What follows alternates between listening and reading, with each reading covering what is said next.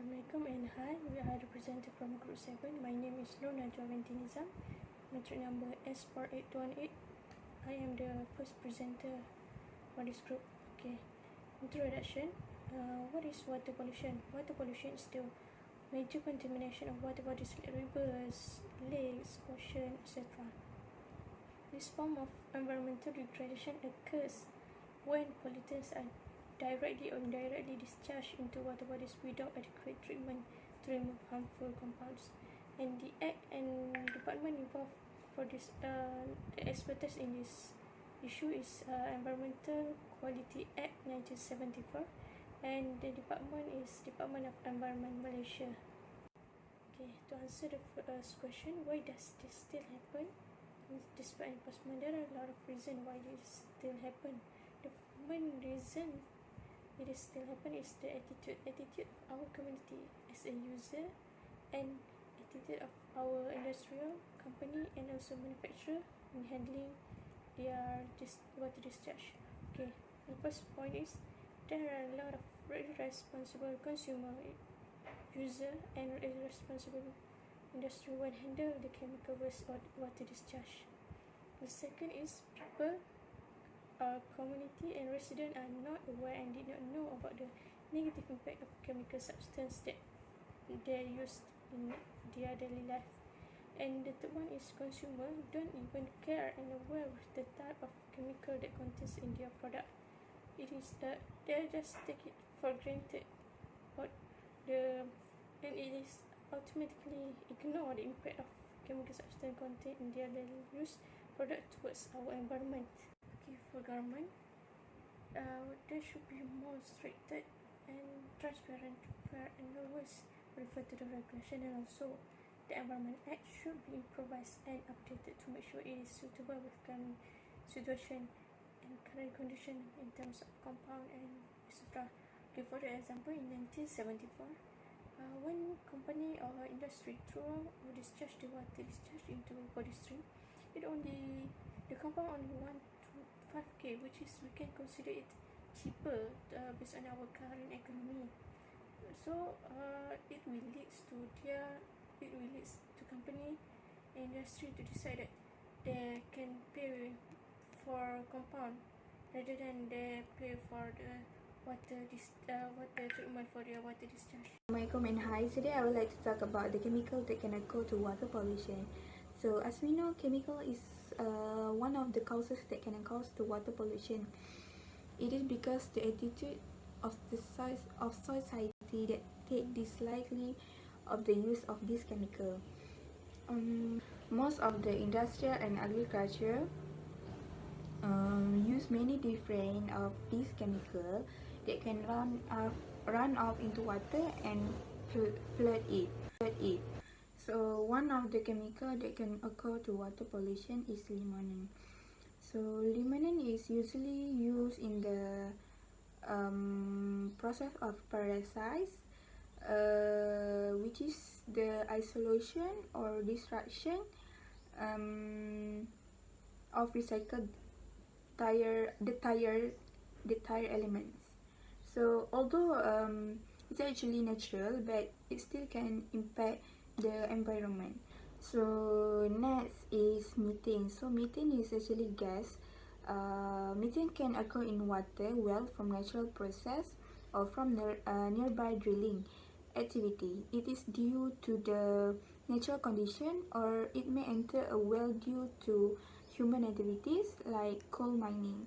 So last but not least is acrylonitrile. So acrylonitrile is colorless and used mostly to make plastic or synthetic rubber, so like Legos. So both the chemical substances, methane gas and acrylonitrile, it actually evaporates rapidly by the air, but due to its solubility in water, it may be washed from the air by rain or leached from the soil to groundwater. Thank you. Assalamualaikum warahmatullahi wabarakatuh. My name is Nurul Nadia binti Daud. My metric number is S918882. Today I will present about the role of society in preventing water pollution. Firstly, dispose of toxic chemical properly. Anytime we dump or release chemical waste, it will have an effect. As it rains, those chemicals are washed in rivers, which feed the waterfall and then goes into the ocean. When a toxic waste harms one organism, it can end up destroying an entire food chain of aquatic life. For example, household solvent, pesticides, and cleaners might not seem bad, but bleach, paint, patina, ammonia, and many chemicals that household dispose are become a serious problem. If we combine millions of people every month dumping chemical down the drain or flushing them down the toilet, the effect adds up. Therefore, we must dispose this item very well from being pollution in our water. Secondly, not littering. It means we as a society, we cannot throw out our rubbish everywhere, especially in river. It is because if water in the river is dirty and full of rubbish, we cannot use that water for our consumption or use because it can make us sick, and also animals that live in that water cannot live well in their habitat and will disturb the ecosystem. Next, to prevent the solution is reforestation. Reforestation could have regarded this issue. It is because the reforestation is the nature of intentional restocking of existing forests and woodlands that have depleted, is usually through deforestation. Okay, apart from the reducing acid rain, it will also prevent the springs from drying out. Therefore, the existing water will no longer be dirty and has reached level of quality of consumption. Okay, next, do not pour fat and grease down the drain. Grease, fat, and used cooking oil should be disposed of in the trash or keep in a flat jar for disposal with other solid waste. It is because pipe and sewer pipe could cause clog and back up it into yard and basement. The waste also contaminate a local body of water. If the pipe or drain are clogged, so it will become water pollution. And the last solution is gotong royong. We as society, we play a main character to prevent water pollution. We have to work together, clean a beach or river from emission. If we work together, the water pollution will be preventing. Therefore, we as a society, we have to be more independent to prevent our water from being pollution. Hello, my name is Fatima Azahra binti Muhammad Razali. My metric number is S55920. This slide shows us about how our community can identify the water pollution. First, we can put living organisms such as fish for the detection of water pollution. Change in their behavior or growth show us that the water they live in is polluted.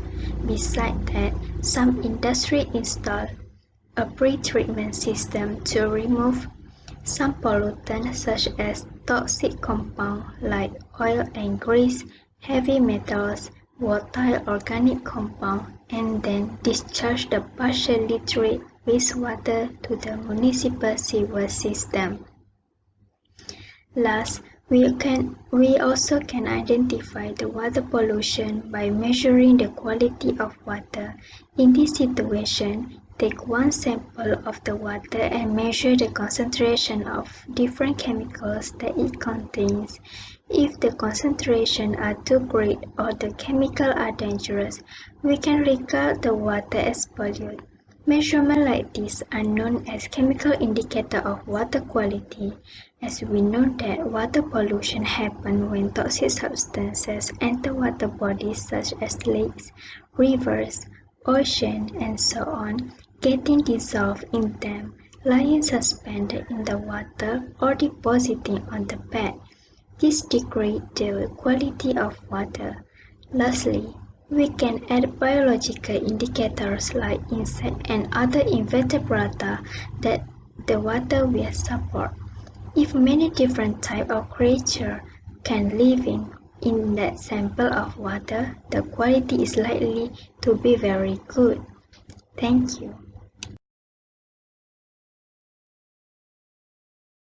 Hello and Assalamualaikum warahmatullahi wabarakatuh. So my name is Nur Syahira binti Abdul Hafiz and I will present to you long-term effect of water pollution.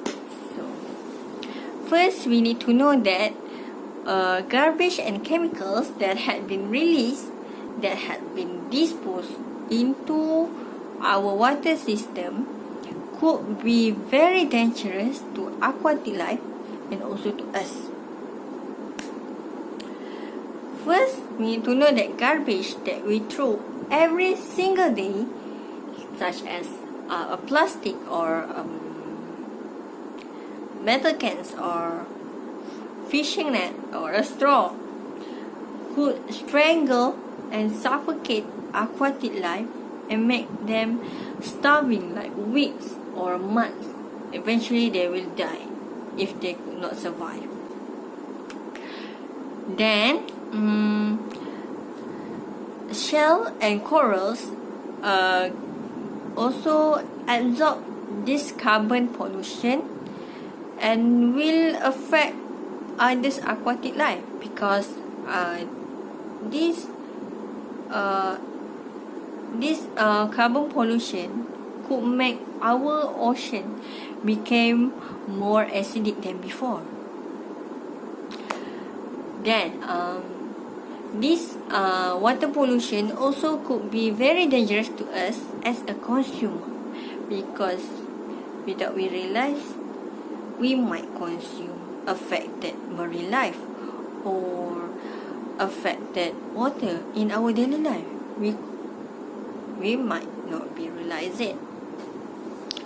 Then the chemicals that had been remain in the water or in the aquatic life organs like that will slowly attack our body system and cause health problem to us.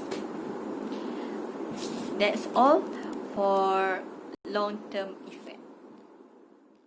For conclusion, we as a human, as the one that makes this problem arise, this water pollution arise, should have self-conscious about water pollution. We should realize and we have to create awareness at early stage. So this could discipline our mind and also our society's mind to dispose garbage or any chemicals properly, so that chemicals and garbage will not enter our ocean or our water system. So this could create a win-win situation, like aquatic life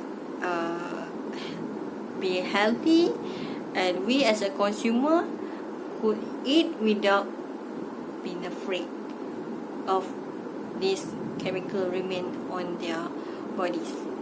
Okay, that's all for our slide. Thank you.